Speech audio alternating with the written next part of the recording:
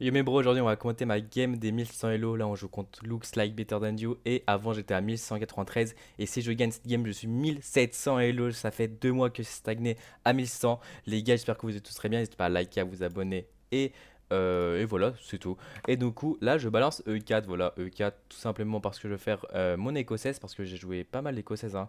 D'ailleurs, les gars, j'ai passé les 1700 en live. Du coup, soyez sur mes lives. Je live à peu près tous les jours, l'après-midi, sur TikTok, sur YouTube et sur, et sur Twitch, excusez-moi.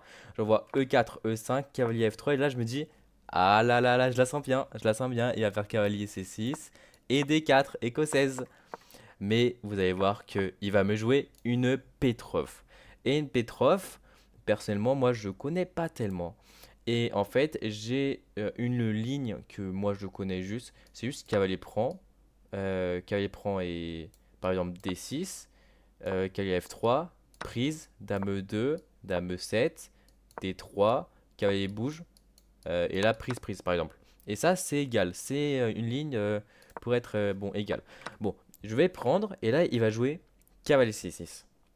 C'est bizarre, je prends un pion et il développe son cavalier. Ça veut dire que j'ai gagné un pion. Et en fait, cette ouverture, les gars, c'est le Stanford Gambit.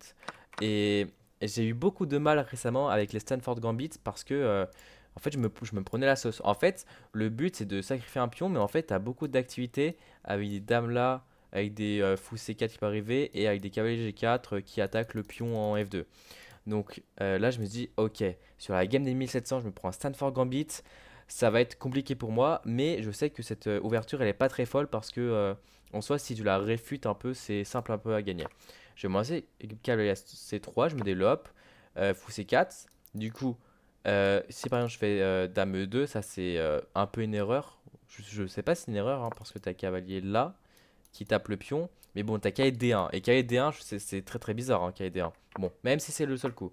Mais en gros, le but de fou C5, c'est de menacer cavalier G4 et de menacer le pion F2. Je vais bien réagir, je vais jouer H3, meilleur coup. Ça empêche les cavaliers. Il va jouer dame D4 pour menacer l'échec et mat. Je vais faire dame E2. Bon, dame E3, c'était un peu plus précis hein, parce que ça active un peu plus la dame en soi, hein. Mais dame E2, moi perso, je te la préfère en E2. Il va faire petit rock. Et là, je me dis, ok, est-ce que je joue avec un petit rock ou un grand rock?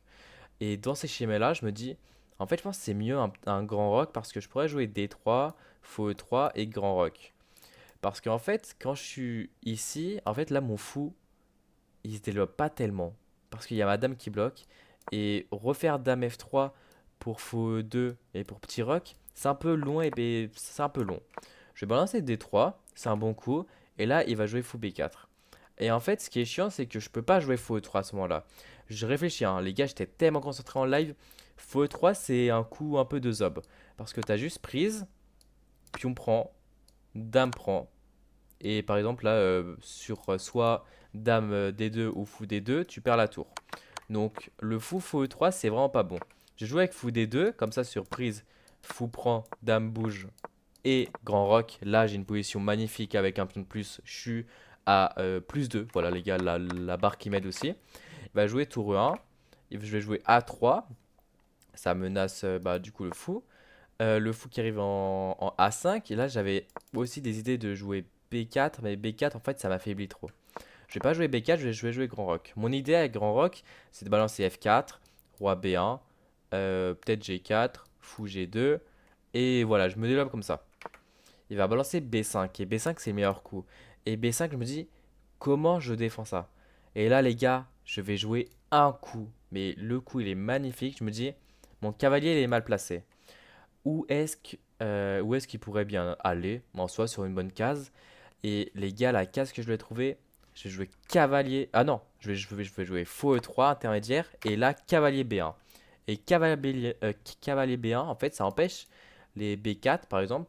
Bon, surprise, ta fou prend et la position, elle est un peu compliquée. Mais à la place de ça, genre, par exemple, je peux jouer des F4, par exemple. Et surprise, il y a un monde où je pourrais jouer cavalier prend. Et voilà. Et cavalier prend, en fait, ça replace le cavalier en C4.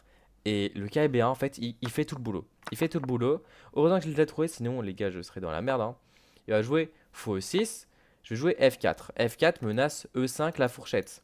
Les gars, vous voyez la barre, je suis à plus 1,7. J'ai honnêtement l'avantage d'espace. J'ai un avantage aussi sur les pièces, hein, les pièces qui sont bien placées comparé à lui. Il va jouer cavalier C7.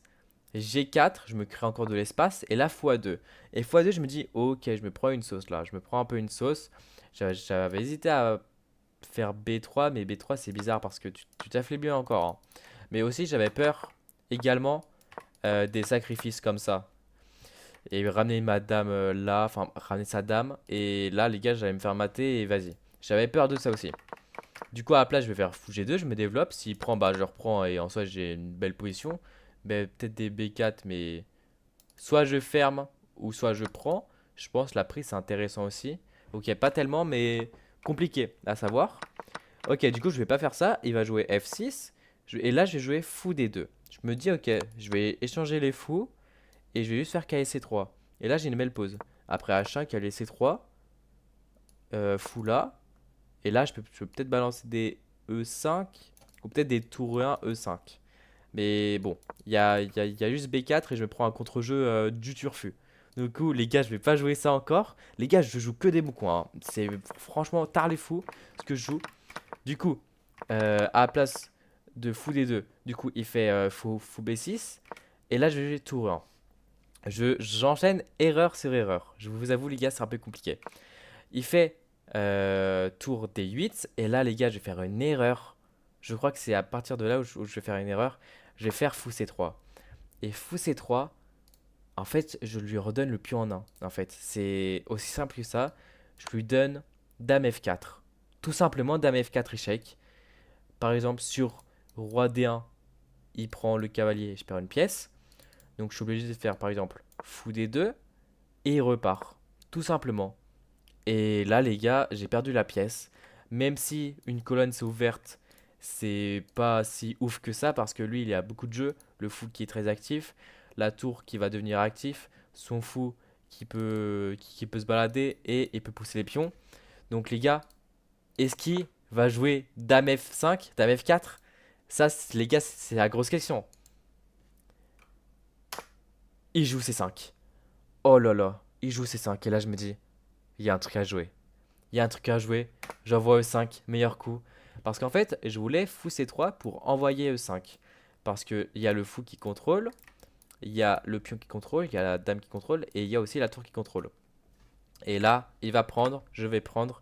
Et là, les gars, il va faire une énorme erreur. Il va jouer cavalier prend E5. Et cavalier prend E5, je ne l'ai pas réalisé sur le coup.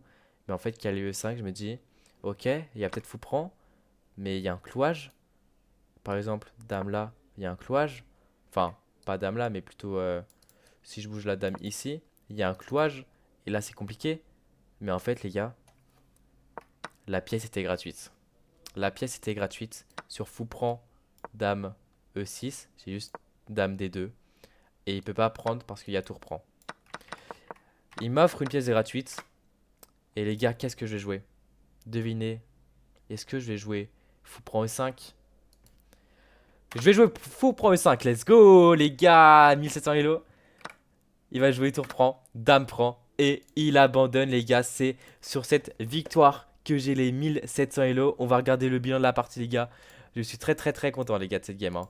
On va regarder le bilan de la partie. Hop, on va se remettre en petit. Du coup, le bilan de la partie, j'ai joué à 82,6%. Lui, il va jouer à 71,9%.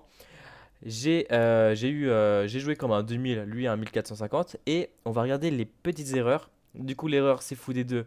Parce que là, j'aurais pu jouer D4, hein, D4. Mais du coup, fou des deux, lui, il aurait pu jouer quoi? Il aurait pu jouer B4, D5, prise, cavalier prend. Et peut-être que je menace des KC4. Non, parce qu'il y a le fou. Donc, c'est pas ça. Et aussi, la deuxième erreur, c'est qu'il y a il y a le pion gratuit en fait. Il y a le pion gratuit et la position devient pas si claire que ça en fait. Là, je peux menacer aussi d'enfermer son fou.